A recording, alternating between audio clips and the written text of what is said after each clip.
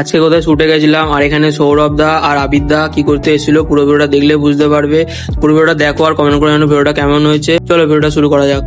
Hello everyone, good morning সবাইকে। সকাল 7:33 বাড়ি থেকে বেরিয়ে গেছিলাম, আর আগের দিন ব্যাগটা গুছিয়ে রেখেছিলাম আর সকাল সকাল বেরোতে হবে বলে লেট না করে বাড়ি থেকে বেরিয়ে পড়েছিলাম। ডাইরেক্ট স্টেশনে এসে ভিডিও করেছিলাম, কারণ এক হাতে গাড়ি চালিয়ে ভিডিও করা যায় না, আর ট্রেনও খুব ভিড় ছিল, সেই কারণে বালিতে নেমে ভিডিওটা অন করেছিলাম। আর এখান থেকে বালি হলে যাবো, বালি হল থেকে নিকো পার্কের বাস ধরবো, আর বাসও খুব ভিড় ছিল, সেই কারণে ভিডিওটা অন করতে হয়নি, ডাইরেক্ট নিকো পার্কে এসে ভিডিওটা অন করেছিলাম। দাদাকে ফোন করেছিলাম যে কোথায় আছে, তারপর আসলো, আসাবার ভেতরে ঢুকে গেলাম। আর তোমরা দেখতে পাচ্ছ পার্কের পাশেই ভেনুটা, আর এখানে খুব গরম পড়েছিল আজকে, খুবই গরম লাগছিল, অতিরিক্ত গরম ছিল আজকে। তারপর ভেনুর ভেতর চলে এসেছিলাম, আর ভেনুটাকে সুন্দরভাবে ডেকোরেশন করেছিল, আর তোমরা দেখে বুঝতে পেরেছো কিসের ইভেন্টে শুটে এসেছি আজকে।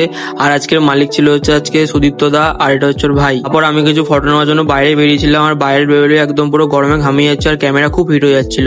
আর এই ট্যাক্সিটা আমার খুব পার্সোনালি ভালো লেগেছে, আর কার কার ভালো লেগেছে কমেন্ট করে জানিও। আর এদেরকে দেখে মনে হচ্ছিল ক্যামেরা রেখে জলের মধ্যে কি ঝাঁপ দিয়ে দিই। হঠাৎ করে সৌরভ দা আর আবিদ দা চলে এসেছিল, সেই কারণে বাইরে কিছু ভিডিও নিতে পারিনি। এই রেস্টুরেন্টে আসার পরে কিছু ফটো নিলাম দাদার আর আবিদ দার, আর এই ফটোগুলো আমার ইনস্টাগ্রাম পেজে দেখতে হবে। ইনস্টাগ্রামের লিঙ্ক আমি নিচে দিয়ে দেবো, ওখান থেকে আইডিটা ফলো করে দেন সব ফটো ভিডিও দেখতে পারবে তোমরা। তারপর আবিদ দা সৌরভ দা চলে এসেছিল ভেনুর মধ্যে। আবিদ দা স্টেজে উঠে ফরচুনার অয়েলকে নিয়ে কিছু মন্তব্য রাখলো, তো সেগুলো আমরা শুনলাম, সবাই শুনলো। আর তোমরা যদি শুনতে চাও তাহলে কমেন্ট করে জানিয়ে দাও, আমি ওটা আলাদাভাবে পোস্ট করে দেবো। তারপর সৌরভ দা আর আবিদ দা ইলিশ মাছটা সবাইকে দেখাচ্ছিল, কারণ ওটা ফ্রাই করবে। আর তোমাদের মধ্যে কার কার সবচেয়ে ইলিশ মাছটা ফেভারিট কমেন্ট করে জানিও। এত কাছ থেকে সৌরভ দা আর আবিদ দাকে দেখতে পারবো কোনোদিনও ভেবে উঠতে পারিনি। তারপর এখানে ইলিশ মাছটা ফ্রাই হয়ে যাওয়ার পর সেরকম কিছু ভিডিও নিতে পারিনি, কারণ অনেক জ্যাম হয়ে গেছিল। তারপর ভেনুটা পুরো ফাঁকা হয়ে গেছিল। আর সুদীপ্ত দা কি বলছে সেটা তোমরা নিজেরাই শুনে নাও।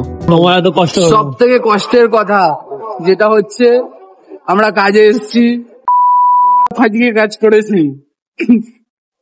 আমরা ভাবলাম মানে কাজ করেছি ভাই ওরকম, এখন দর্শকদের মতন কেন সেলফি তুলতে যাবো কাজের মাঝখানে। আর পরে একটা ফাঁকা টাইমে ওনা যখন গ্রিন রুমে যাবে সেলফি তুলবো, ভাই আমরা একটা সেলফি তুলতে পারলাম না ভাই কাজে এসে। মেরি জিন্দাগি মে কিছু বললি না, বলে দিচ্ছে মনের কথাই বলে দিচ্ছে।